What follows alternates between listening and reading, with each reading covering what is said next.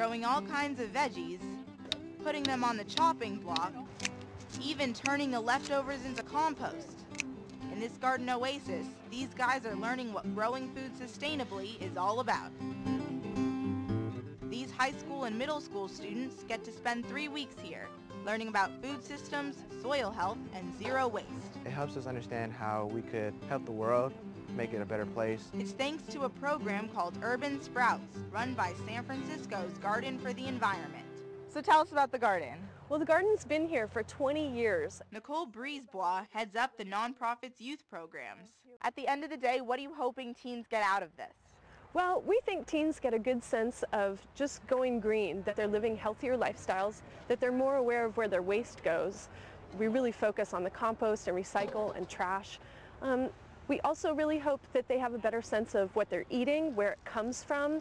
They learn how farms are run. Over here you're growing beans. And how to save water, like with a gray water system. When it rains, it hits off the top and goes down this way into these tubes, and it starts filling up these barrels, and after this one gets full, it goes on and on. Rebecca Moore says saving water is a must. Water is a limited resource, so once it's gone forever, so we need to use it wisely.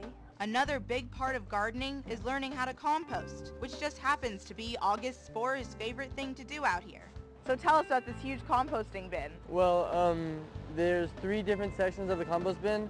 The not too decomposed, the kind of decomposed, and the almost fully decomposed. And we throw all of our garden matter in here, and after a while we turn it and it gets more decomposed, and all the bacteria and bugs in here decompose it. After things decompose, it's into the sifter. Once it's all sifted, you take it off. And presto, you've got compost. And just to show you how serious these guys are about compost, check this out.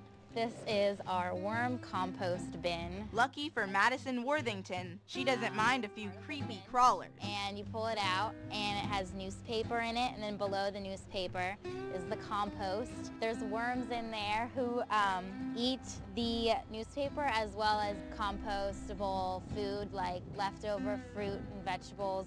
And when they poop it out, that's compost, and we use it around the garden to put around the plants as fertilizer. They use it to grow fruits and veggies of all makes, shapes, and sizes. We have some Vietnamese cilantro. Kevin Rodriguez is in charge of taking all these ingredients and whipping them into something tasty every day. My point of view when it comes to food is actually using more organic ingredients when it comes to cooking, and try to cut out everything that has nothing to do with growing your own fruits and vegetables. And he's not alone. We want to make sure that we're not consuming any pesticides or unorganic material that can harm our bodies. And they're not just learning about food nutrition here. Today, they're taking it on the road. They're headed here, a restaurant where the chef will teach them about food sustainability. They'll be here in a minute. But first, let's go meet the chef. It's prep time in the kitchen at NOPA, where serving up sustainable food is the only way to go. We, in our very small way of feeding people, want to make a difference. So we don't want to be part of the problem. And we also find that it's absolutely much more delicious to use this style of food. 30 each. Lawrence is the chef and co-owner here. He visits 6 farmers markets a week, picking out fresh produce like this. This is basil from Tomatera Farms. Madison growers, we've got some beautiful cucumbers today. We use local organic lettuces and onions, potatoes. Everything is pure on the plate. Today, they've got burgers on the grill. Welcome, welcome, welcome. Come sit, make yourself at home. And it looks like the troops have arrived just in time. My name's Lawrence, and I'm a cook.